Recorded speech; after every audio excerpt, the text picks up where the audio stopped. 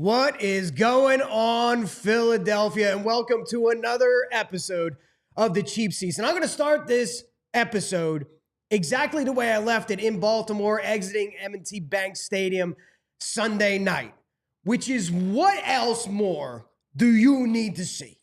Really, what more do you need to see? Gone are the excuses and the negative criticism of the Philadelphia Eagles of not too long ago. We're just talking about maybe 8 weeks ago where it was, oh, you only beat up on bad teams. Oh, you only beat up on bad quarterbacks. Take that, crumple it up, throw it out the window, or stick it where the sun don't shine. Because this team right now is a problem.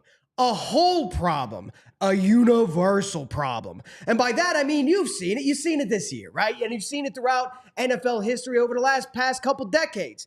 You can get a team, you can face a team who's maybe got a great rushing defense, but the corners aren't great. We're going to whip that ass. We're going to smoke you because we got Smitty, we got AJ, and we got Jalen. Or you're going to see a defense that's maybe not so great against the run, but they lock down corners, right? They got lockdown secondary. That's all right. We got the league's leading rusher and should be MVP in Saquon Barkley. You can flip that over to the defense. Sometimes you'll have a defense that's real stout against the run, Baltimore, and maybe not great against the pass. We're still whipping that ass. We're still running Saquon, and we're still going to dominate. And vice versa. One that's great against the pass. You got a mobile quarterback? Yeah, ask Lamar Jackson or Jaden Daniels how that worked out. Oh, you got a great passing pocket quarterback? Yeah, ask Matthew Stafford or Joe Burrow how well that worked out. This Philadelphia Eagles team, I don't want to hear any more excuses or any more criticism because they are a problem, a whole problem, a universal problem. And the way I see it, anytime, any place, anywhere, any team, your boys versus mine. And I'll bet on the boys on green. You can bet that 365. Hey, welcome to this episode of the Cheap Seats. Hey, guys, I appreciate you holding it down over Thanksgiving break. I appreciate you guys running the show. That's what we do. You're coming out with a little heat. You seem a little. I was riled up, man. After that game. Here. Yeah. I like the heat, man. As you should. What a performance! What a game! We were talking last week. We were talking, and I told Gritty let him win this game. Because I believe, right, and I've said for weeks, I'm starting to believe in this team, and I'm starting to find a way. They're putting something special together. We had chalked this up. We were talking last week. We circled it on the calendar. Yeah. All right. If they're going to lose a game, it's going to be Baltimore. Let them beat Baltimore. You think I believe in this team before Baltimore? Let them beat Baltimore, and then watch me beat my chest. Well, Gritty, they beat Baltimore. How you feel now? Well, I just like to point out that some people come to work and other people take care of their family like they're supposed to. Some people take care of family first. I know people say it all the time, but if you're going to leave me hanging, it better be for the fam. It was. Everybody, the house cleared up. You got the sage going now. Everybody feeling a little better. No, it wasn't just that. My son got strep throat. Yeah, right? So many people, bro, it's like going around everywhere. As I sit here now, I'm trying to distance myself. I don't get sick. I never get sick. But when I do, it's hard and it's for 24 hours. And the next day is okay, we're good. And then, so I'm coming off of it. I had 25 people at my house for Thanksgiving. It not only taking care of sick kids, my wife's trying to work so she can take off. It was just a shit show. I love the holidays, but I hate the holidays. So do you still have cold sweats? I'm sweating right now because the elevator's broken. Well, yeah, but you got a hoodie on, you got that thick coat on, you got the lights beaming down on you. You got to be beating a little bit of sweat. I mean, is the dome shiny? It's a little shiny. It's always shiny. You look clean. I'm just asking, are you a little sweaty? Well, thank you to Chalk Line Apparel. I appreciate y'all. But let me ask Gritty again, because I know you missed this part. Yeah. Gritty donned, you know how I got clowned for rocking a cowboy hat during Cowboys week? Well, you do. Right. You didn't watch the episode? Oh. He was taking care of the fans. Well, I'm glad you didn't watch it because you'd have learned something. I don't want you learning my tricks. But I had my Ray Lewis jersey on. Did you really? I did. Oh, yeah. I did. How'd that go over? Because Julia needed an education. Okay? She's over here with her green goggles. She's all last week before, she's like, we're going to beat the Ravens. I just have a feeling that I'm not worried about the Ravens. The Eagles are rolling right now. And I'm like, you're crazy. Let me tell you about the stats. 23-1. She's like, oh, really? That's a number? Lamar Jackson 23-1 against the NFC. She didn't know.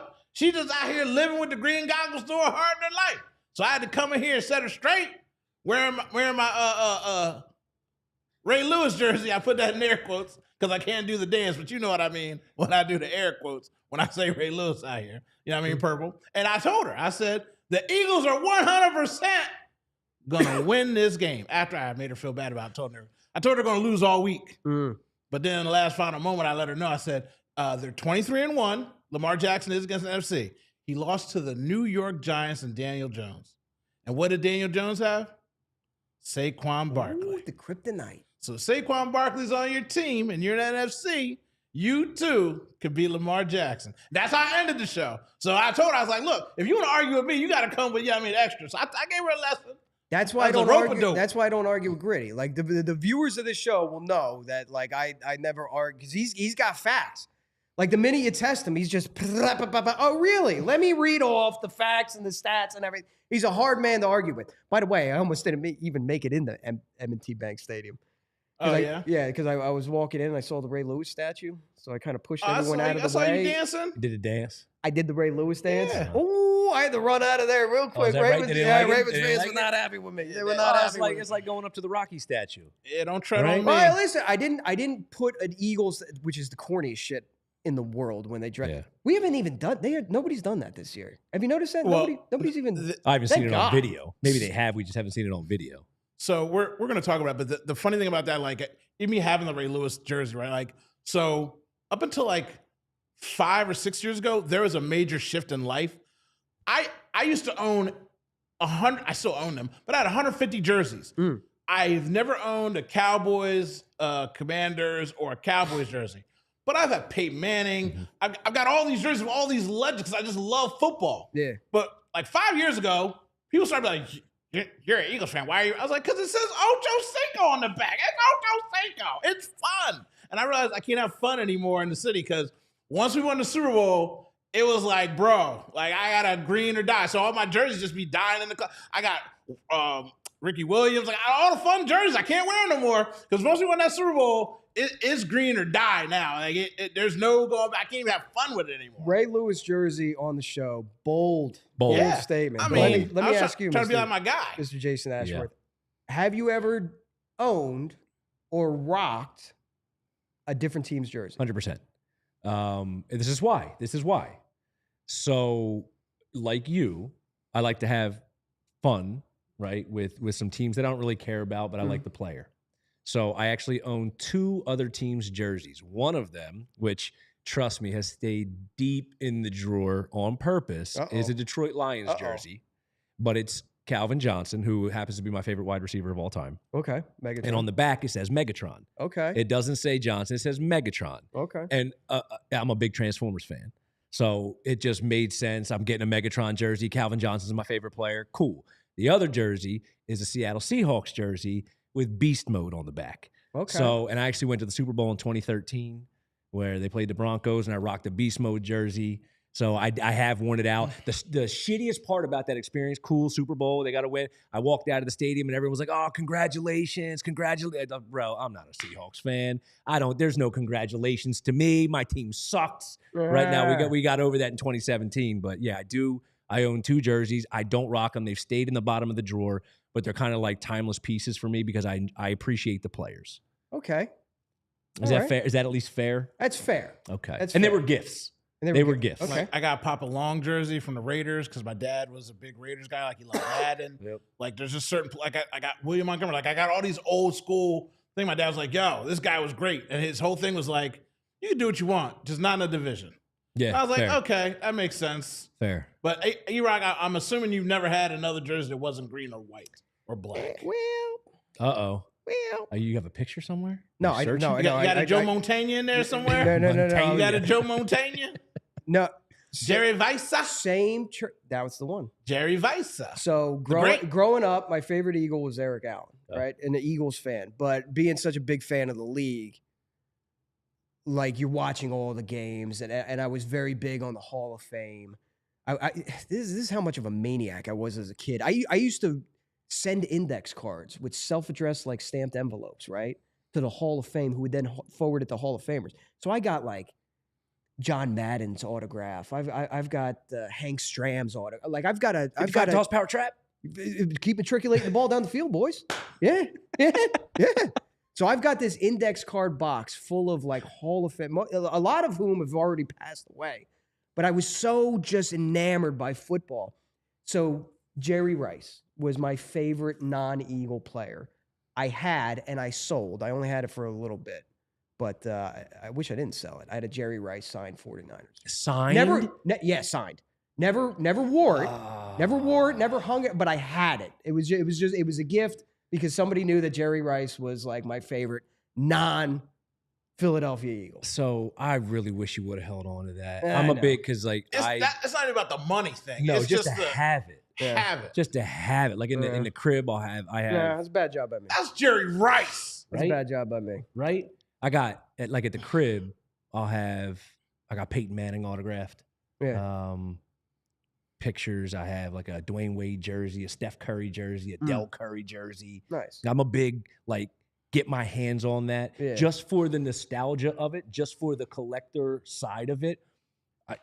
I'm a little. If you told me you had that jersey and it was just a jersey, I was about to say, well, do you regret getting rid of it just so you could say, oh, that was my kid jersey? It's not a big deal. But the fact that it's signed is where it's like, oh no, don't do that. I could go to one of those sports shows like New York. New York. You 100% could, especially because he's out here signing for chicken wings now. So you're good Ain't to that go. the truth? It's a fun exercise because I love the Eagles. I love football. I love sports. I love and my hatred. Like when people say, "Oh, I hate," I was like, if you're in my division, that's who I hate. If you're going up against me in the Super Bowl, I hate you. But I can also appreciate greatness. The biggest thing that I hate the most in life is that Lawrence Taylor is probably the greatest defensive player in the universe. And my only caveat is I can say, well, Reggie White, you know what I mean? It's him and Reggie. I can at least say that when you talk about one of the greats, because you're just like, man, these guys are just so amazing. Like Eric Dixon right now, we're going to talk about Saquon, and we've been talking about Saquon. His presence and his aura, the fact that he tweets out, young boys, somebody go get it. The fact that he's still walking the earth, and when you think of him in your mind, you just think of him as like a 28-year-old with those big old goggles on. Yeah. Like I've seen him as a grown man talk a million times. When I hear his name, all I see is pictures of him with them goggles on and running with the lapel collars. Like I don't have his jersey, but if somebody gave it, I'd rock that thing. Because you know what I mean? This is, you know what this is. So, you know. Well, I'm glad to know I'm not alone. I'm glad and just an appreciation overall of the league and the sport and the Hall of Famers. And listen, if you're a young football fan, if you're a young Philadelphia Eagles fan, just a football fan in general, do yourself a favor. Go buy the DVD box set, the Pro Football Hall of Fame. They do like a little 5-minute snippet on every single Hall of Famer, where they came from, how they got in their league, and the impact on the league. And it may not have any context to what's going on right now and in the league right now, because it's a different league. You can't compare Johnny Unitas to, you know, Peyton Manning, because they bring that up all the time. It's a completely different league. But it gives you a little context of, you don't understand where it's going unless you know where it's come from. Yeah. So at a very young age, I made that a priority. I would encourage the rest of you. Speaking of chasing history, we're going to talk about chasing history with Saquon Barkley and Eric Dickerson in a second. But we got to pay a couple bills, right? We got to go ahead and pay a couple bills. Right on cue. Pull up Black Gritty's text. All right. It's never ordinary at Bet365. Bet365 has 90 million users worldwide. Bet365 streams 780,000 events each year. Early payout offers across NBA, NFL, NHL, and MLB. Bet365 pioneered live in-game betting. And today, Bet365 offers the widest range of games and markets available for live in-game betting across 78 sports. Right now, new customers can get $200 in bonus bets by just deposit. It's like you sign up, right? So new email, sign up, deposit 10, bet 5, get the 200, which Daddy needs because Daddy blew all of his like I regulate. Had a bad run.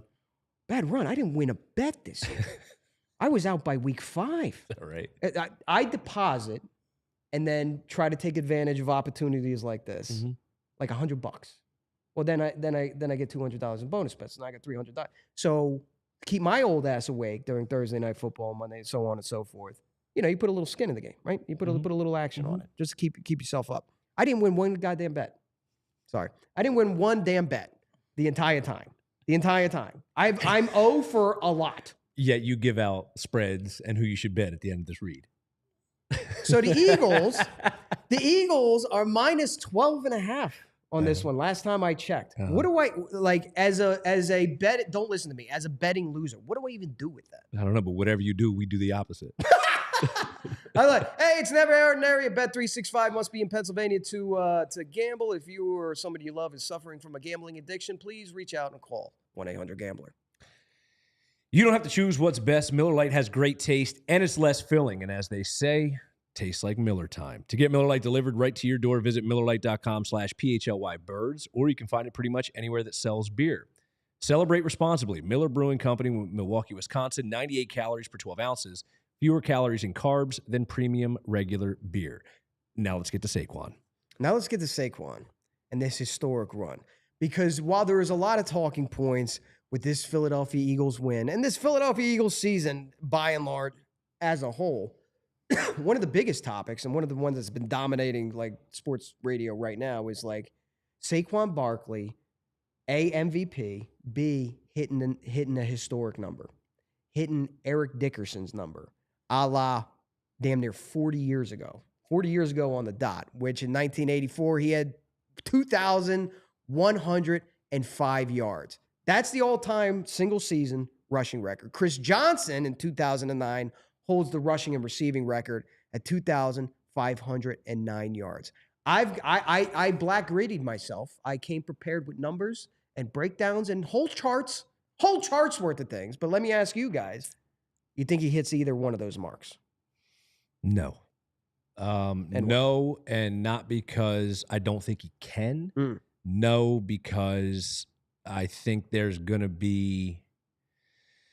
Yeah, I mean, look, it's just a tough number to hit over 16 games. He's got 17 to do it. But I think just the way the schedule breaks out, if they really want to go after it, I mean, okay, fine. If they really want to give him the ball 25 times, then sure, he can. I just don't think I don't think it's going to play out that way. I think this team has bigger aspirations. It'll be a conversation. I'd like to see him go for it, not just for him, but for the entire team, for the organization, for the offensive line. It's a milestone, as you mentioned, that's been around since 1984. I'd like to at least see him eclipse the 2,000-yard mark. But just for whatever reason, I feel like he comes up just short because they'll have intention on giving him a breather once in a while, getting him off the field. They're going to be playing teams like Carolina coming up, who, albeit has played a lot better the last 3 games. They've got Dallas and the Giants and Washington. I mean, to be honest, he should have plenty of opportunity to rest. There might be situations in the fourth quarter where they're like, all right, Saquon, you're out. It just makes the most sense. I think for that reason, he comes up just short. I'll just say the opposite of you because I like doing that. Yes. Go figure. He's going to break it. Because one, he has extra game. I know people say he has to do it in 16. I don't make the rules. They play extra game. The games count. That's what the yards are. Yeah. The reason why he can break it is because the Giants game, we're sitting there, and it was boring by the second quarter, right? He took himself out and said, let the young guys eat. How many yards did he have in that game? 211 or 208? I think he had over 200. I think you're right, only around rushing. He had like $176. Yeah, but like I mean that. total yards. Like, yeah. Over but 2. and he sat himself down. Yeah. So I get to play that team again. Okay, let me rack up another 150, easy. Yeah. Oh, the Cowboys can't stop the run. Let me rack up another 150. Like the Panthers are great. They're working hard now. They're doing really good. And just like with when we got lucked out, we didn't have to go against the Browns right now because Jameis is out there throwing 92 touchdowns and 42 pick sixes. I don't want to see that Browns team. Nobody wants to see that Browns team because you might mess around and lose. But the rest of these guys I got to play, they're going to go crazy at Pittsburgh because the league is going to do what they always do. Well, Russell Wilson's playing. They haven't had an offense like this in Pittsburgh in a long time. And Nick also has an emotional problem. Once you get a taste of alcohol, he can't put it down. He's going to get so close, it's going to be like, bro, the Eagles have never had an MVP. This is your record-setting season. We're already right here. As a running back, every single year, you're quote-unquote going to get worse. We're already here. Go get it. It's yours. And I'm okay with that. If they literally get to the point where, like, you're so close, we can smell it. Like, it's right here. We can taste it. Go get it. As long as Saquon's on board, the offensive line's on board, it's going to be a challenge for Nick because it's a decision that he's going to have to make. And how do you balance maybe what the locker room wants versus what's good for the rest of the team, what's good for the season, what's good for the long-term aspirations and goals for the season? Yeah. But to have the opportunity to eclipse, like, I think only 8 other guys have ever eclipsed 2,000 yards. So to put yourself and your line, to put your team in that category, that's how you walk together for a really long time. Yeah. It's tough That's to pull that. Yeah. Now, you'll walk together for the rest of your life if you win a Super Bowl. Yeah. So they have to balance that. But it's a really cool moment. I'm interested to kind of see how it plays out and how Nick handles it. I'll give you something interesting. For all we're talking about how difficult it is, 17 games, you mentioned that, and it doesn't matter whether you play 16, whether you play 17. Bro, OJ did it in 14. That's ridiculous. OJ did it in 14. That's insane. And someone in the chat asked, do I care if it's 16 games? The reason I don't care is that one of the greatest things that we celebrate in life, in football every single year, is the Miami Dolphins popping their champagne. Sure. They did 14 games. Yeah. But now all of a sudden the Patriots got to do 16. I can go through every team that had to get through whatever. But they get to 14-0, and it doesn't matter. Yeah. Because you've got to have the fully so yeah. I don't care if it's 17 games. That's what's on my schedule. They're trying to put 18 game on there. I'm putting my life, my body, everything on the line. It counts, bro. Because the Dolphins say it counts. And that's old school football. That is old school football. So I got some numbers to listen. I don't think Saquon's going to get the MVP, right? I think it's Josh Allen's got it locked up, or at least anybody that you talk to around the league. I think you're right, but I hate that. I hate it too. I absolutely hate it, but I think the MVP is more of a, hey, you have to have an incredibly special, which I don't know what qualifies above what Saquon's doing as an incredibly special season, but it's an award that normally goes to quarterback. It's a quarterback award. It's a quarterback award. But if I'm Saquon, I'm like, keep your MVP. There's a new one every year. This last record of the single season all-time rushing record lasted for 40 years. I'd rather have my name associated with that than an MVP. But that's how you get the MVP, though. If he breaks that record, he's the MVP of the league. 100%. If he breaks the record, there's no doubt. If he gets that record, he is 100% the MVP. All right. Well, let me tell you why he's going to get the record. So Eric Dickerson, just doing simple math, right? 2,105 yards. Right now, Saquon has just shy of 1,500. There are 5 games left. Saquon needs 606 yards for the rushing record, right? 606 yards to eclipse Eric Dickerson. With 5 games left, they're playing Carolina, who has the 32nd ranked rushing defense. The Steelers, tough. 4th rank rushing defense. But we just saw what happened with the Ravens, right? So I don't want to just assume that the Eagles aren't going to have, or Saquon's not going to have a 100-yard rushing game because we just saw them having against, that tough AFC North team, right? The crown of the AFC North. Then they have the Commanders, 27th against the run. The Cowboys, 31st against the run. And then wrapping it up at home against his former team, who's 29th in rush defense. If you take all those yards, 167 yards Carolina's giving up on average.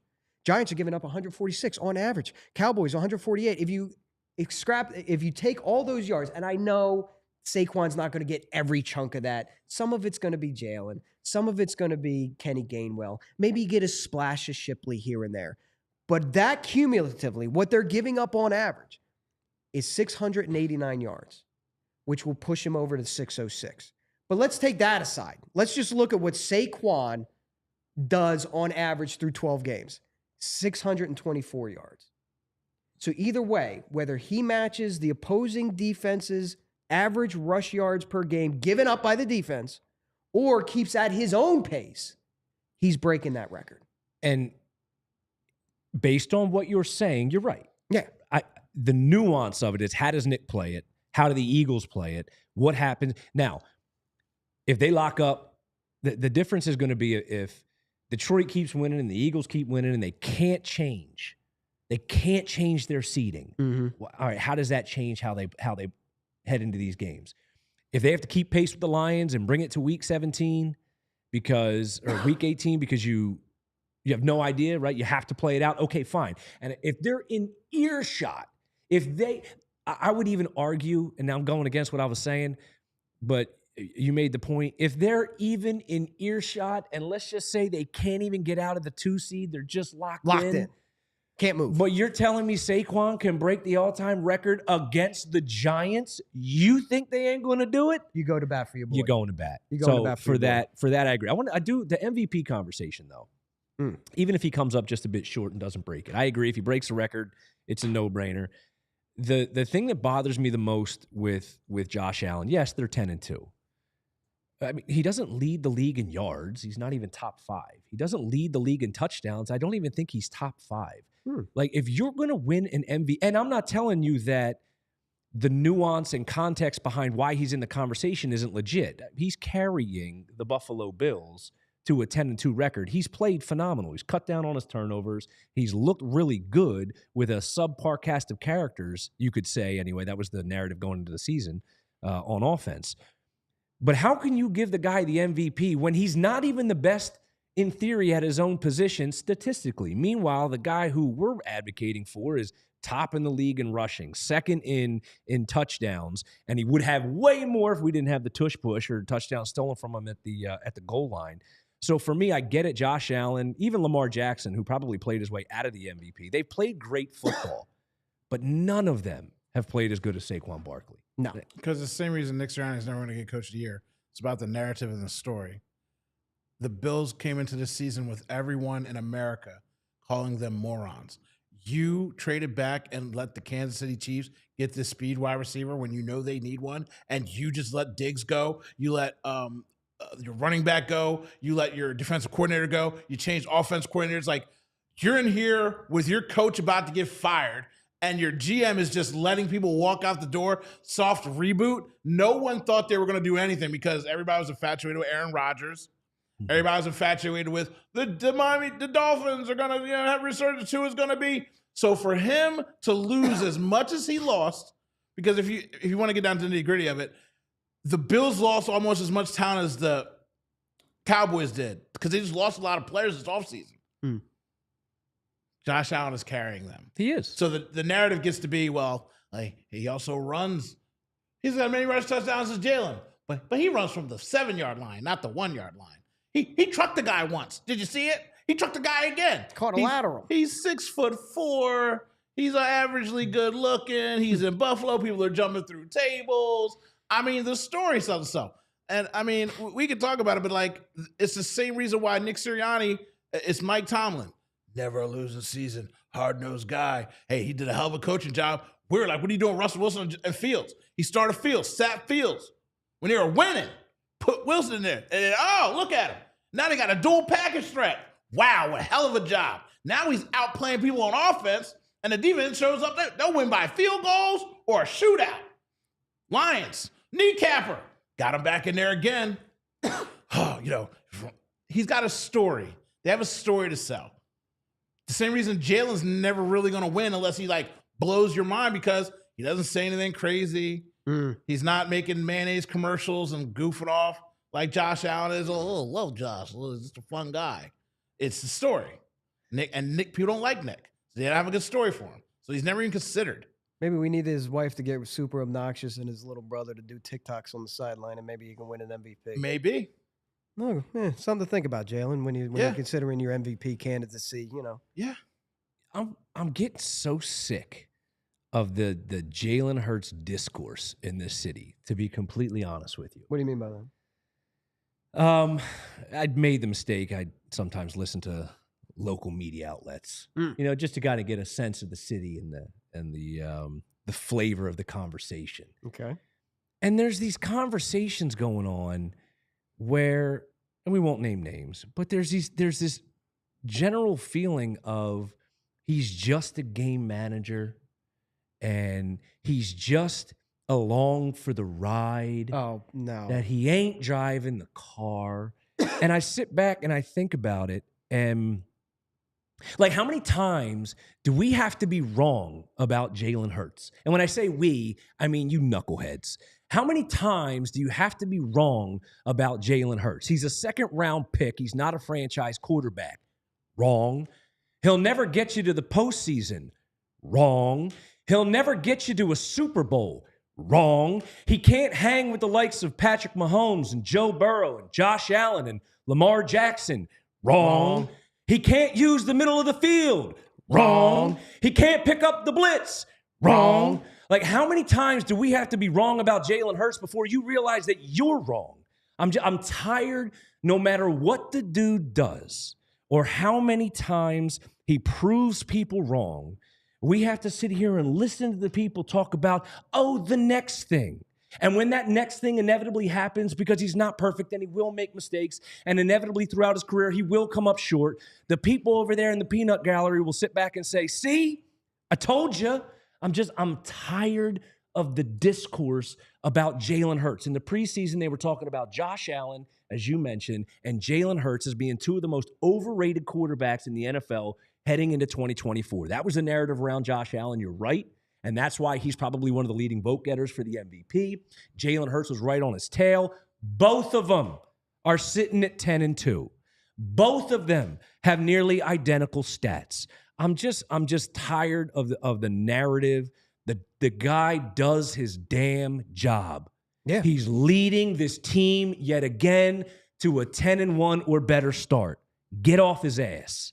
100%. And you know, you take a look at, like, yeah, I get it. If you're one of those stat nerds that makes every Twitter argument about the stats that you read on Pro Football Focus or something like that. Well, if you look at the statistically speaking, he does not lead the league. He's actually a bottom third in passing yards, and he's bottom third in passing attempt. He's not a good. That's not a good quarterback. No, look at all the efficiency ratings when he does throw the ball. But yet, I'll take your computer, shove it up your ass. Okay, this is what matters.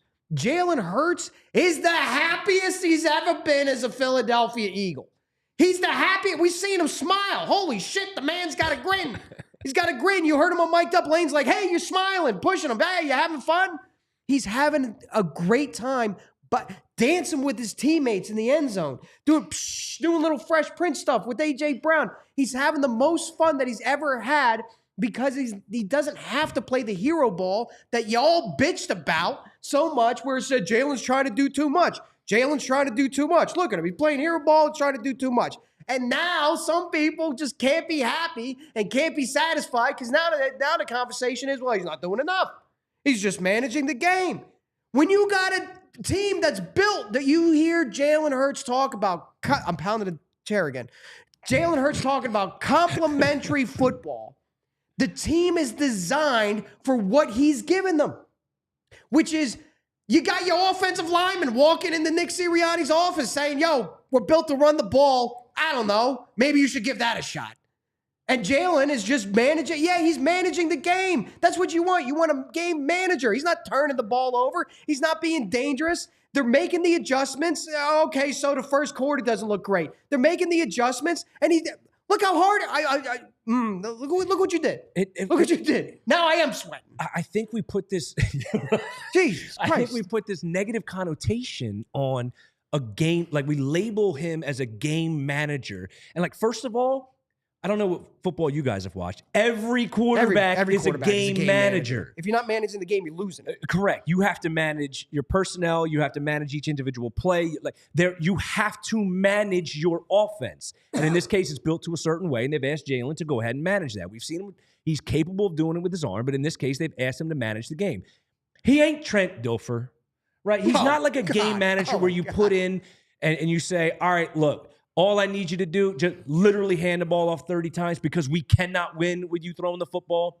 The way the team is built, obviously, they're best suited to run the football. Saquon's showing that. The results have shown that. But when you put this label on him that he is a game manager, not that he manages the game, but that he is, like his ceiling is a game manager, that's when I just not trying to be a dick, but that's when I just genuinely will question your football acumen. Well, I enjoy it. I like the people complain about things. I love complaining. You know, Nick Sirianni sucks at his job, but he's doing a really good job. They've won 8 straight. So I got to be happy with Nick, right? I can't complain about Nick. I have to say that Nick is doing a good job because Nick's staying out of the way. He's not yelling at fans. He's not being obnoxious. And 90% of the team really loves him. Like I watched him mic'd up and I hear the things that he says and he rolls around and he cheerleads and the troops believe in him. But it's just funny how the people, it all depends on who you like, right? Like I said, about narratives, about the story. Mm-hmm. When you go around, you say, well, Nick Sirianni's got the second best winning percentage in the league. Okay, well, who do you give the winning to? Because the first is Andy Reid and Patrick Mahomes. I've seen Andy Reid with other quarterbacks. He wasn't winning like this with those other quarterbacks. Yeah, he could plug and play and possibly get a few wins with a backup guy, but he's never had a quarterback like this. The great debate in life, Tom Brady or Bill Belichick. Well, I saw Tom Brady without Bill Belichick, and I saw Bill Belichick without Tom Brady. And I tell you what, Bill Belichick's sitting on the couch like we are right now, talking into microphones everywhere, hoping to get a job somewhere else. So I guess it was Tom Brady after the first 2 years because, you know, the first years was the defense carrying him. But when Nick Sirianni gets all this love, you've got to apologize to Nick. You've got to respect Nick. Well, Jalen's not doing anything, though. Well, I could say Nick doesn't do anything, but then you get mad. So when I say it's the same thing, like I love people complaining because it's just what we do. Your people that are complaining about Jalen Hurts crack me up because they're the same people that said what we all say, run the ball. Okay, well, we're running the ball. Now what do you want them to do? Jalen Hurts isn't doing enough. But we're doing what we're supposed to be doing is running the ball. And I'll say this to just answer your question for people that are dumb. I love how when you watch the game and you say, not you, but when you say, oh, he's doing too much. Well, Jalen comes behind and wins a lot of these games. And this year, I can specifically say that he is the driving force to winning the games. Not Saquon Barkley. Jalen Hurts is the driving force. Outside of Tucker missing those kicks and the defense being stout, which they still couldn't get up those kicks. We could have been down 7 points. When it's crunch time, Jalen Hurts goes into, I think it's called the no huddle, where he's calling audibles. They're not bringing in plays to call in. He's calling the audibles. And with no Kelsey anymore, he's the one reading the defense, keeping them on the field. Boom, first down. I like this play. Run it again. Boom, I'm going to hand it off. Boom. A.J. over the middle. Boom, I'm going to take it. Saquon, boom, 40-yard touchdown. He's adjusted off of the same play, reading the Ravens defense for a game-winning drive, but he doesn't do enough. And he does this week in and week out because you're right, they do make adjustments. Now, we'll all say they're slow as hell on adjustments. Super slow, but they make them. And since they're physical, they wear you down with it. But to say that, like, Jalen doesn't do this, he doesn't do that, I'm like, you don't know football. Because if you did, you'd see him in the hurry-up, no huddle in that fourth quarter, rocking them down the field, and he's the one making decisions. There's no stop where he's like, oh, what's the play? Kellen, what's the play? Ask Nick if I can run this play. Never panic. Yeah. Nothing. And the team is clicking on that. So that means they're prepared during the week. That means they all know their assignments. There were no penalties on those drives. So they're all focused and locked in. And that is your quarterback doing that. So when they say, Sam Darnold could come in here and win those games. Can Sam Darnold take a read option and run 11 yards up the middle and juke 2 linebackers from the Ravens? I think he'd get obliterated or blow out a kneecap. I don't think he could do it. So no, it's not the same. I'm so glad you brought up the no huddle. I'm so glad you brought that up because that's so true. And it's why it's so important for them to get the sticks moving, pick up a first down, like just get moving. I think there were 8 consecutive plays or along those lines where they scooped up a first down and then Jalen got going, right? And you are 100% right. He made every read at the line. The defense can't get off the field at that point. So he's got you by the balls. And if he was just some dude, just some game manager, it ain't going to work that way. Now, granted, he's got to get you in that situation first. But once he does, Jalen has shown this year, and especially against Baltimore, that he can make those reads. He can make those adjustments. He'll call plays at the line. Obviously, they do the RPO, and it works. One of the things that I had a decisive feeling about, again, going into crunch time, I came out of it saying, like, this team, this 2024 Philadelphia Eagles team led by Jalen Hurts plays the most boring brand of exciting football because it's like we get frustrated with him when the play's not there and he rolls out and he just flips it outside, right? And just gave up. Like he didn't try to force anything. He didn't try to make up yards with his legs. Everything he's doing is get rid of it. Not going to turn it over. We'll get him next down. And that's boring. But when he comes back and there was a 3rd and 7 where I looked at it, he had just thrown the ball away on 2nd down. 2nd and 7, rolls out casually, throws it away. And I remember thinking to myself, dude, you better pick it up on 3rd down. You gave that up quick. You're confident. So nonchalant. Had Goddard cross in the middle on 3rd and 7, put it in the perfect spot for Goddard to get across the sticks, and they moved. And it led to, go figure, Saquon stomping in the end zone from like 26 yards out or whatever that scamper was. My point is, he's making the right decisions. He's getting rid of the ball. We don't like it because it's boring, but he's not forcing it. He's not creating turnovers. And ultimately, that matters when you're able to convert on 3rd down. When you're able to convert in crunch time, fine, throw the ball away. Live for another down because you're picking up the first downs, moving the chains, and ultimately getting the ball in the end zone and winning football games. It is peculiar to hear criticism and like genuine, like, this guy's not doing enough. When we're not only winning, it feels different than last year. Last year we were winning and everybody was miserable. Last year we were winning and there was a ton of yeah buts. They're taking good teams belt to ass. Like they're taking teams that ordinary everyone's picking against them and proven that Nick was right. No, we don't need to step up to the Ravens' physicality. They need to step up to ours. You know what I mean? And that's been I can't stand it when people are complaining about the thing that you were complaining about that they made the correction on, but now you got to find something else to complain about. I just don't get that. So one, if just so you know, if you're in a relationship and your lady stops complaining, she doesn't love you anymore because she's given up on you and she realizes that everything you do is wrong anyway.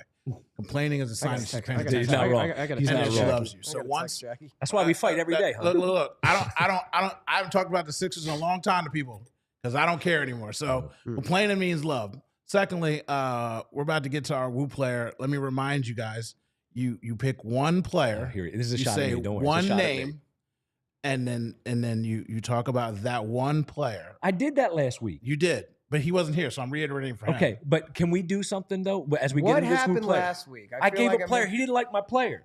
Who's your player? I said Sirianni. Yeah.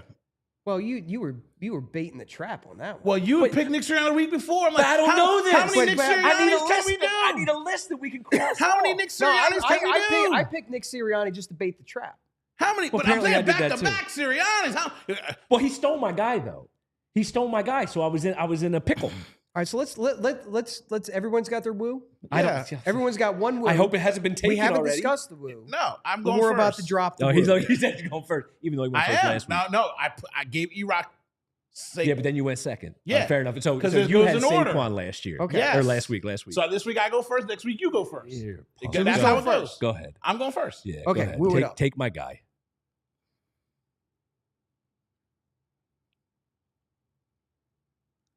The Woo segment brought to you by no one.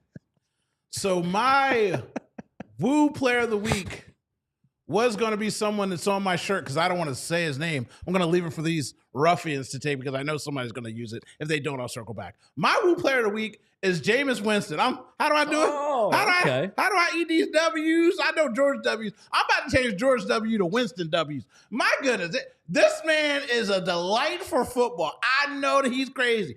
Everybody in their life has got hooked up by somebody at their job. I remember he got them shrimp, and everybody was sick because he ran out there with lobsters in college, and he's got all that stuff against him. But my goodness, is he not a middle schooler playing football in the professional league? And it is so much fun. I know the Lord delivered me not to throw pick sixes, and I'm going to ask him to keep me in his favor so that I can do snow angels and have Amazon deliver me another George W. tomorrow. I swear to Jiminy Christmas, he is a delight and a wonderment and a gift from the gods. If we need a backup, sign him today behind Jalen Hurts. I want him interviewed every week. I want him on my podcast. I might even buy your jersey, Jameis, because you are my woo player of the week. Eat that dough. He is a lot of fun to watch. That's a great pull by you. I stayed up and watched that Cleveland game just for Jameis Winston. And then had the snow game before that. Fun. So you're right. I was going to do the baby rhino, but I'm not going to because you said you were going to circle back to him. Oh, yeah. And so we can talk about him later. No. We'll hit pause. Has anybody said Zach Bond yet? Has anybody said, is he up for grabs? The original, when we broke out the woo, I had Zach Bond. You can pick Zach Bond. No, I'm not going to do it. All right, here we go. Okay. So then I'm going to give you an off-the-wall one. Not off the wall, but it's going to be legit. I'm going to go, honestly, with Nolan Smith. Because, and this is why I'm going to go with Nolan Smith. There's been a lot of pressure that we've put on Nolan Smith. He's a first-round pick. We've labeled him as a bust. If nothing more, we've expected him to flash, to show. We need him. With no BG, with no Bryce Huff, I think in the biggest spot of the season, you saw that kid's number this week. You saw him in the backfield this week. I think he had 8 tackles. I want to say 8 tackles and a sack. That sounds about right. Is that about right? Yep. And I think, if I'm not mistaken, you can fact check me. I want to say he's had 2 sacks in the last 3 games. So for me, he's my Woo Player of the Week because kid is showing up. He's even got himself a nice little cello. He's got himself a nice little celebration sack dance. So for me, in a time when the Eagles really need it, because they need some edge depth, they need somebody to step up in BG's absence. We're starting to see that out of Nolan Smith. We've seen it for a few weeks now. Let's hope it's consistent. But for me, he's my Woo Player of the Week. You're just gonna let Jalen Carter land in my lap like Howie Roseman on draft night. If you want to take the easy way out, I sounded like we were going to talk about him anyway. No, I was so convinced that one of you was going to take Jalen Carter that I started. Well, we were. I had it. I had my notes. Hey. But just like Jalen Carter should be everybody's Woo Player of the Week. But just as a card-carrying member of the Caucasian delegation. Oh yes, do it. Do it. I want to thank Cooper DeJean for being our unicorn. I'm going to get emotional. Not only one white good defensive back, but we got Blankenship too. And just the hit that he put on, like the defense, forget Woo just for the tackle, because he got him at the right moment, and people don't bring down King Henry like that. But just did or did not the defense change this season after that guy got in? Yes. He's been physical. He's been locked down. He's been around the ball. He's doing everything that is asked of him. Cooper DeJean, but Jalen Carter just the man is so dominant and gets off the ball so quickly and is so double-teamed and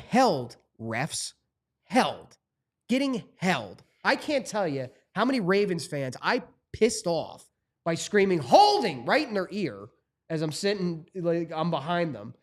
That was happening over and over again, and my man was still making the biggest impact on defense on the field.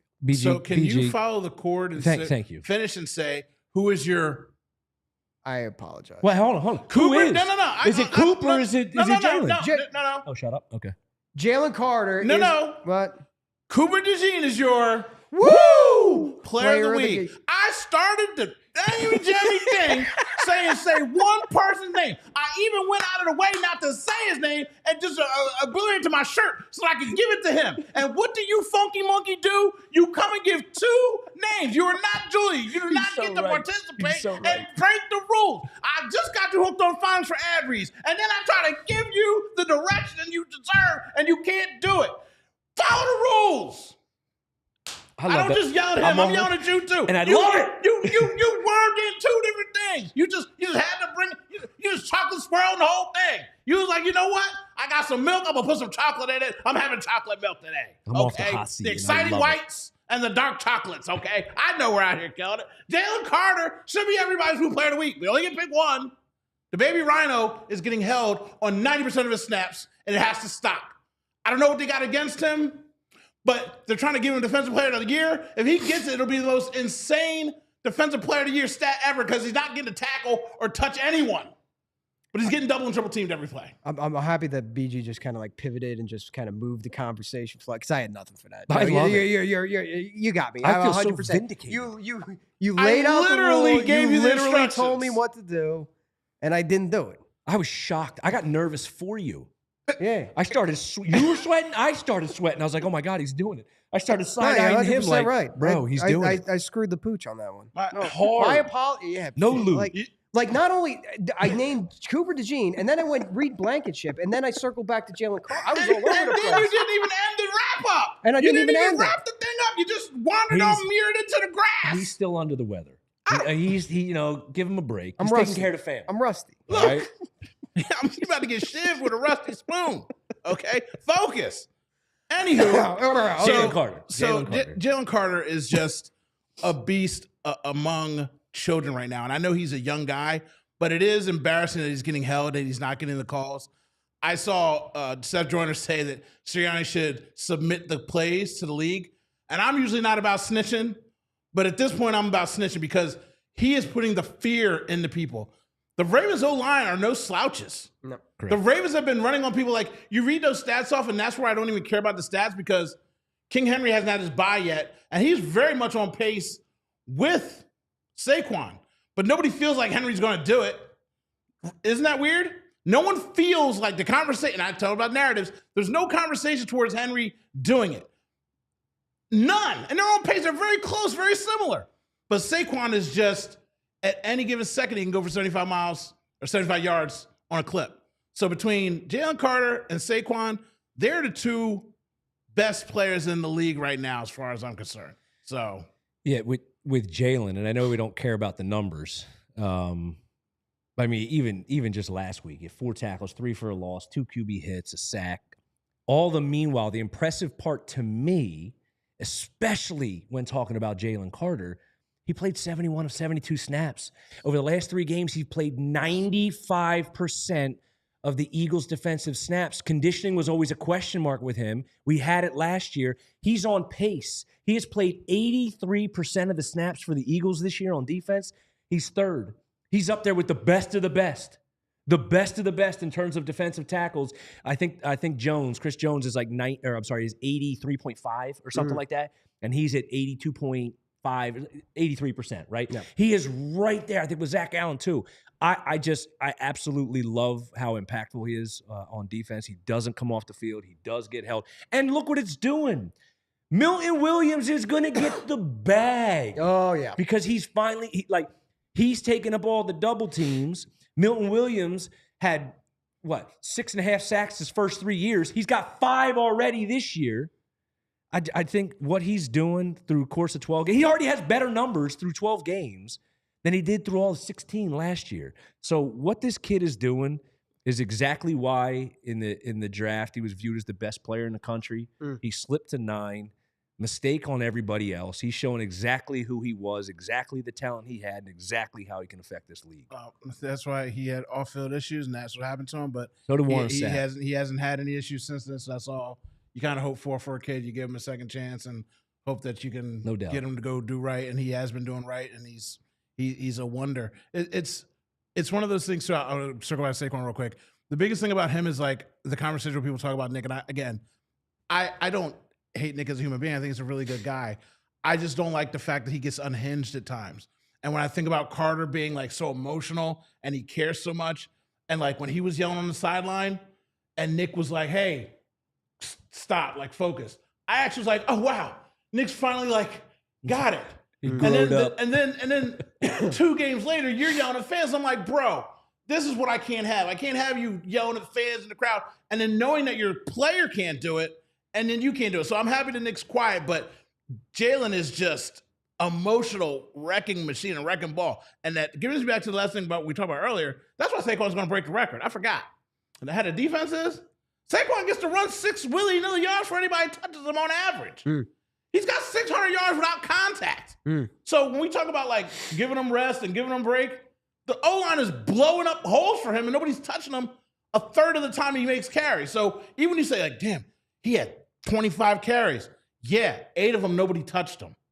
He ran out of bounds or he's giving stiff arms and he's punishing other people. So, I mean, a third of your carries, you're not getting touched for the first 10, 12 yards.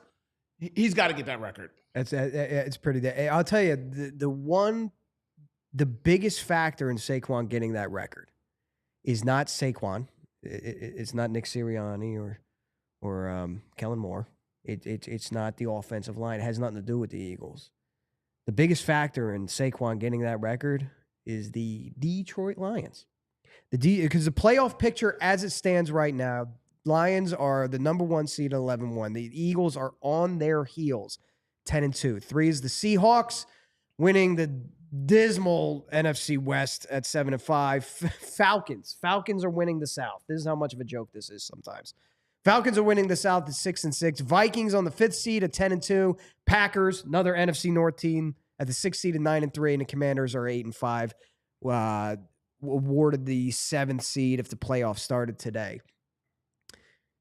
The reason I think that it's absolutely feasible that Saquon breaks this record, because everyone's like, well, won't they be resting starters?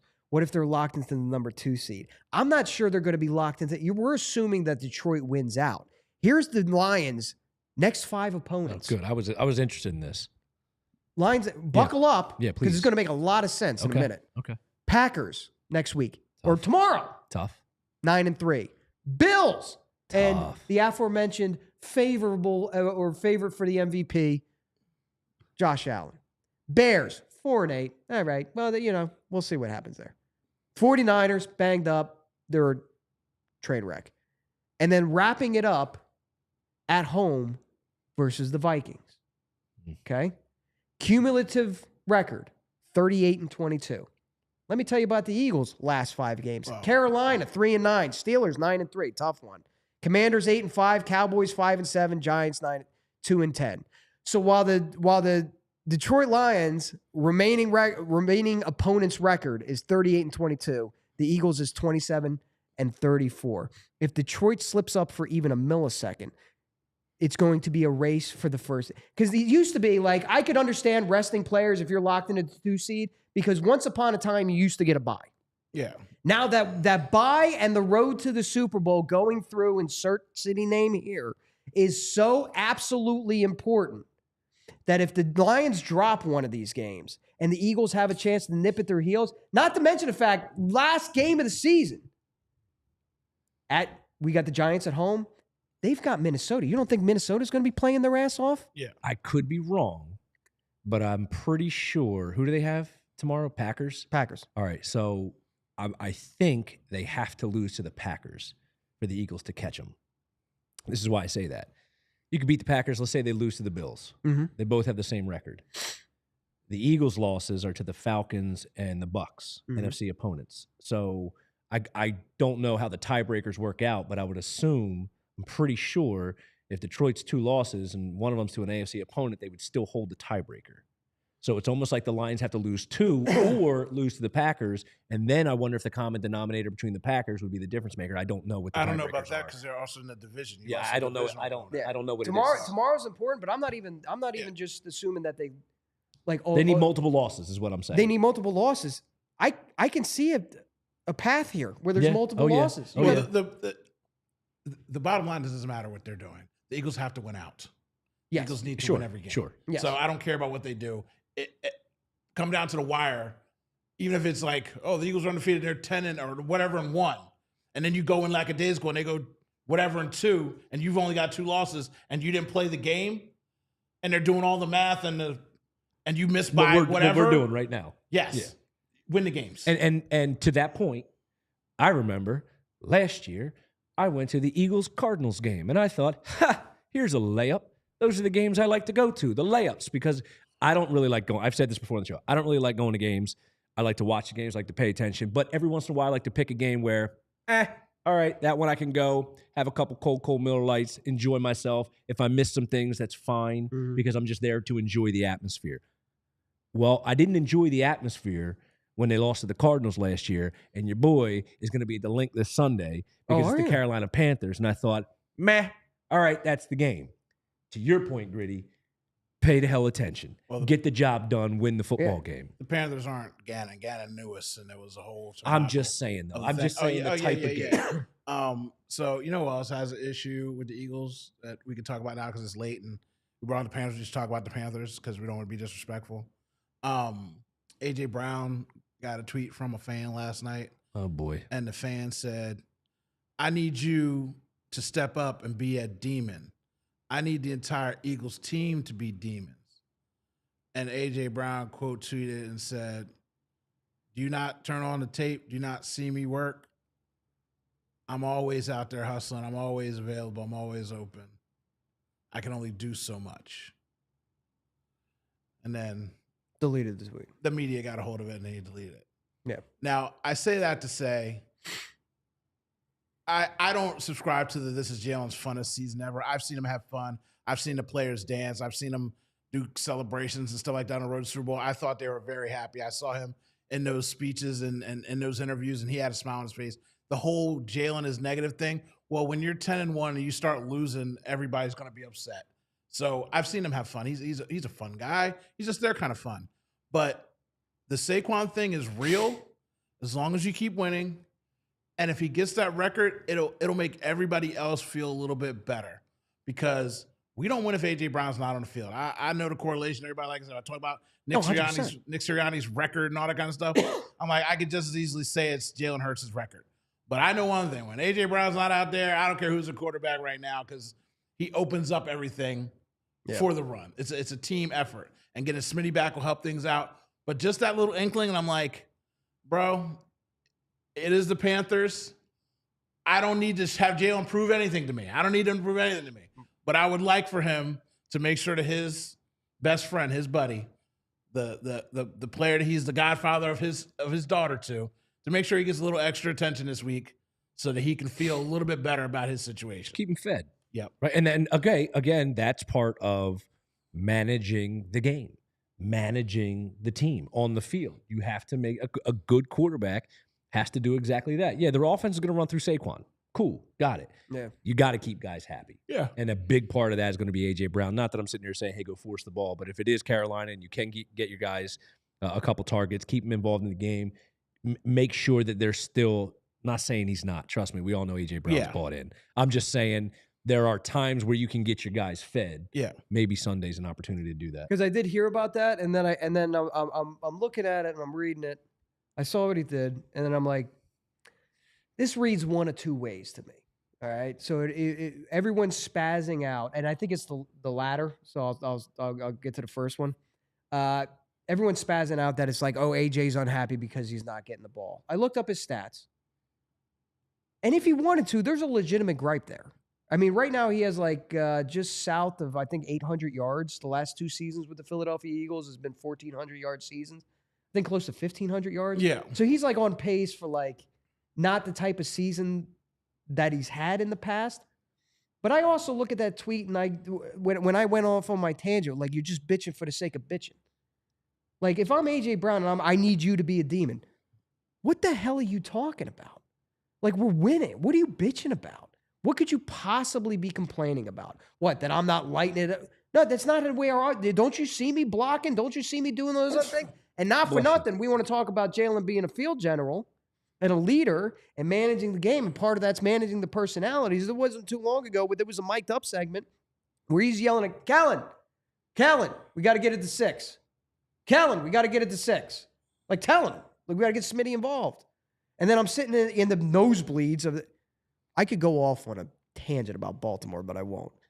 But I'm sitting up there in those nosebleeds in that glorified FedEx field. Those are called cheap seats, sir. Those were the cheap seats, and they were very cheap. No, not cheap on Ticketmaster, but they felt cheap, right? They just felt cheap. And so we're watching the offense struggle, and the first quarter trying to kick it into gear, and we're all to the point now where we're like, all right, they'll got this, they got this, they'll make the adjustment, they'll find a spark. Where's the spark? And then all of a sudden, Jalen was like challenging AJ, just when you're out, I'll get you the ball, just when you're out. And that's what he was doing. He stared at AJ, dropped back, stared at him, and just went win, win, win, win, win, one. Over the middle of the field, by the way. Yeah. And so, like, A.J. Brown is going to be the spark when the spark is needed. A.J.'s going to get his. I read that, and I go, what the hell is this one fan bitching and moaning about? No, I'll take that, and I'll take that with a caveat of saying he's also still top 10 in the league with only having 44 catches, and he's only been targeted 56 times, and he missed 2 games. So, I mean, he's still beasting out. He's still elite, and that's why I say about Jalen, like when we talked about the no-huddle thing, it's like if you actually watch football and you cared about football, you'd understand what elite means. Do you want to talk about the Panthers? Are you scared of the Panthers? I want to put a bow on what you just said because you were alluding to what I was saying. Like, look at the rest of the league. Is it 2 guys that have over 1,000 yards? Yeah. And he's got 800 and some. He's right in the thick of the top 10 with half the amount of targets. So if you don't think he's elite, if you don't think he's a demon, I question what you're watching, but I also look at it and say, well, the rest of the league is on par. The rest of the league there's only 2 guys who are north of 1,000 at this point. And again, AJ's doing it with half the targets. Carolina. I've already told you, I'll get your thoughts first, E.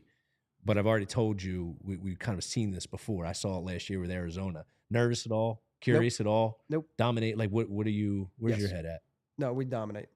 Will Shipley's getting handoffs. Will Shipley's getting handoffs by the 4th quarter. Well, doesn't that go against your Saquon Barkley's going to break the record? No, it depends on what he does. 50 yards. Yeah. If he's got a $175, give me 200 then. Give me 200 so I can ease the load later. It doesn't matter. This feels differently. We were spiraling out of control last year when we were winning. Again, we resented the fact that we were winning. Like, they seemed to resent the fact that they were winning, right? They were winning despite themselves, almost. And having zero fun in doing so, not living up to the standard. Oh, you heard about, we're not to the standard. We're not to the standard. We're not to the standard. They keep building on the standard this year. So I don't feel like we were looking at the Cardinals game last year like, guys, it's the Cards. Just pull it together. And they couldn't do it. This year has been a reverse engineer of last year, where they started off slow. They found their identity. They found their rhythm. And I'll circle back to what I said in the beginning. They're to the point now where it's anytime, any place, anywhere, any team. Bring it. JP, if you could leave my producer alone, we're in the middle of a live show. I'd appreciate it if you could let Julia focus on her job and task at hand. I'm just saying, she's a female. She can multitask. I feel We're better. over here getting distracted while she's multitasking. I can't follow basic directions on the Woo player of the game. Look, she can multitask. I feel better when she's looking at me. That's all I'm saying. Somebody got to keep me in line. And the Panthers is just, they're going to get destroyed. But I just wanted to send this message out to, hey, JP. No, there he is. There it is. Where's that Kelly Green? Dude, look at this. Yeah, come on, take a pop a squat. JP, are you afraid of the Panthers? Like real Panthers? Yeah. If I'm taking a little hike, of course I'm scared of a panther. I mean, come on. Take a little hike. He's from Colombia, so he might have seen a panther. Listen, I hear all this stuff about Bryce Young. I hear about the running game, like they are playing better football. But at the end of the day, is anyone playing better football than us? No. Nobody. So what are we worried about? I'm not worried about anything except for JP going to all these concerts and not invite me to anywhere. And he's eating all this great Colombian food in the city. He ain't take me out on a dinner date or nothing. Julia, I mean, we deserve better. Now back to the Panthers. They're going to get rolled on. I know what you said it was minus 12, plus 12 degrees. What's going to happen? Eagles are giving up 12 and a half. Yeah, 12 and a half. Put 20 on it. I don't talk about the high number like that, but it's going to be one of those situations where that young kid is going to be having lights go off in his mind when he sees Carter coming to them, and he's not going to know what to do. I know he's already been welcomed to the NFL a few times. He's going to be re-welcomed to the NFL, birds by a billion. So you just mentioned it. Look, we can say whatever we want, but Carolina has played a hell of a lot better offensively and defensively the last 3 games. Bryce Young looks like whatever rest he needed, whatever reset he needed has worked for him. The defense is playing a hell of a lot better. I don't think it's enough. What I'm interested in, what I want to learn about this team a little bit is, okay, we got Pittsburgh the week following, right? And it's very easy to do exactly what we're sitting up here doing and saying, all right, Carolina by $1 billion or Eagles by $1 billion, we got to go play Pittsburgh, right? So for me, it's no. Once again, and this is what I love about the Eagles. Every week they still have something to prove to me. And it's not prove it like you're a good team. Like, just prove it that you are special. Prove it that you have that DNA. And part of that DNA is, okay, we've got a bottom feeder in Carolina by $1 billion. Now go do it. I don't think the Eagles cover 12. I think it's going to be more like a 30-20, 30-21 type game. So I would be on the other side of that. But I think decisively, as the game plays out, I just don't see how Carolina can compete. So before you go, you're at. I'm gonna ask you a question. Can you read? Of course. Okay, good. I'm gonna ask you a question. You can pick any player in the league that had a great week this week. Give me a player and describe why they're the great player. We have a thing called Woo Player of the Week, where we pick a player and it's random, so we don't know who's picking what. And so I just want you to pick a player and describe why he was your favorite player this week and he did a great job. It can't be an Eagle. It could be an Eagle. It could be anybody. It could be I picked Jameis Winston this week because he's just great for football. It's not a trick question. I mean, dude, Cooper DeJean is literally everywhere. I mean, by the way, make sure you check out that guy's already been picked. You Gargano. got to pick somebody else. You got to pivot. You got to pivot. We already used Cooper DeJean. You got to pivot. That's how the game works. So who else? Can we go Saquon? Someone pick Saquon? Not this week. So you can go Saquon. Or as Benny would say. No, because you gave me shit because I used a guy that was used the week before. Because he was a coach. We used Saquon last week. Because he was a coach. Doesn't matter. You just said we could do And I anybody. just said Also, Saquon, too, but he didn't know. Yeah, he didn't know. And he wasn't here last week. I just said Saquon, so we didn't take it. Bro, he's bending the rules. Go ahead. I sure am. Go ahead. I mean, Saquon. I don't want to yell at you. As Vinny would say, Saquon. Saquon. He's been balling out. By the way, did you see that fullback we signed? Oh, he did sign a fullback. He's breaking the record. They went got a fullback, bro. He's breaking the record. They're not playing around. So you did a great job with that. So you pivoted. You see what I mean? Like you had to shift. That wasn't an I also didn't want to see it. I I didn't want to see it for 3 days either because we already picked all the great ones. He was going to go down the list and pick everybody. That wasn't an exercise in I'm trying to making let you him look out. bad. That was an exercise in making Jason look bad. Oh, yeah, of course. Of course. Nobody else follows directions right here besides me and Julia. That's it. We're the only ones that follow directions. We got E hooked on phonics this year, so he's done much better. Much better. Carry on about the Panthers. I apologize for insulting you again. The Panthers. Listen, I think you're right, Jason. Are you going to the game? Am I going? You trying to link I'm up? just saying, you're trying to, with You your wanna boy. link up? Yeah, we'll link up. All right. That was already, as soon as you said you're going to the game, that was a done deal. That was why your eyes lit up? Yeah, yeah. I'm Okay, like, good. done deal. I thought you were just getting hot under the collar with that jacket. No, I was getting hot under the collar because I can't get the Woo Player of the Week. I've been sweating that. Like, listen, you ever been in a position where you're so wrong that it's like I got nothing? Uh-huh. I can't even defend myself. Do you know what the best part about that is? Because What? he was all excited for me to yell at you because he didn't. I know you probably didn't think I was going to yell at him, so he was waiting for me to yell at you. You know who enjoys this the most in life? Is my daughter, because I do this to everyone in my life. If I give you a direction Yeah. and you don't follow the direction, Yeah. I'm like, what are we doing? My dad was in the Air Force, so I got 3 strikes and I was out. So I be giving people like 1 strike, bro. Yeah. So my daughter, I'm gonna let her watch this. She's gonna be like, yo, you got him, get him, because Dude, I be dude. getting her all the time. So But this she's is- just like happy he was to see Bro, you get yeah, got. That's how my daughter is. She's like, ooh, get him, dad. I have been excited. I have been excited numerous times on the show. I have to believe that probably was the most excited I've been. When you started going down that path and you said, oh, well, Reed Blankenship and Cooper DeJean. Now let's do Jalen Carter. Ooh, get him. You said, oh, I was looking at you like this poor kid has no idea what's coming. Loved it. And I got Loved it. nothing. I got nothing to defend myself. Yeah. Carolina Panthers. I agree with what you said, and I think nothing. How do I phrase this? We did not enjoy last year's collapse whatsoever. There was nothing enjoyable about that. But in life, when you screw up, when you do something wrong, when you do the incorrect thing, you have to take accountability for it. And you can move past it as long as you take the lesson. That's mistakes that I've made in my life, you've made in your life. Like, we can't everybody get hung up on the past and everyone's past mistakes, right? As a person, you can't do that. You have to acknowledge it, take accountability for it, make it right, extract the lesson, and move on. And as a team, because this is a living organism now, as a team, I feel like they've extracted the lesson, which is take nothing for granted. Just because you're better on paper doesn't mean shit. And I don't think they make the same mistakes that they made last year. They will take this seriously. They will be dialed in.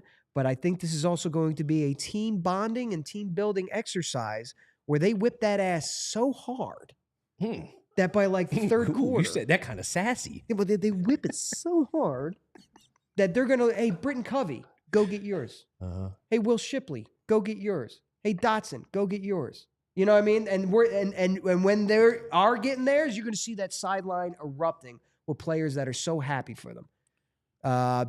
30-17 Birds. Okay. So this is JP has the joy and benefit of doing the morning show with the Cuz, and they have Baldy's, the meats. What's it called? The meat locker with Baldy, and Baldy's sitting there just like, this isn't the same team. This isn't the same system. Like, so when the players go out there and say, well, the Ravens were calling out our offense, do something about it. Yeah. Do something about it. I check on your 49er friends if you have any, because I think that somebody put out the blueprint on them, because when you lose the Super Bowl, apparently the blueprint is you don't really make it back to the playoffs. And the Eagles were one of 2 teams that went and had 11 wins after Super Bowl losing season, because it's hard to do. So check on those people, because I know they're hurting inside. But I was saying that to say, JP does his final work. If you don't want to know about soccer, if you want to know about anything, follow JP. I'm going to put him in the notes because he's snuck in on the show, mess with my producer. He don't need no pub. He got all the pub in the world. So you check us out, and I'm going to make him have to plug us. PHLY Cheap Seats. You can go there and get the Instagrams, our Twitters, the show on the YouTube. It's on Roku. It might be on Xfinity. I don't know. We're trying to work on it. And if not, you can go subscribe on your Spotify, iTunes, anywhere that you can get a podcast and or show. And if you do me a favor, go to the podcast on iTunes or Spotify and leave a review and tell JP to take me out somewhere fancy for lunch. I think if you do that, he might take your boy out for a good time.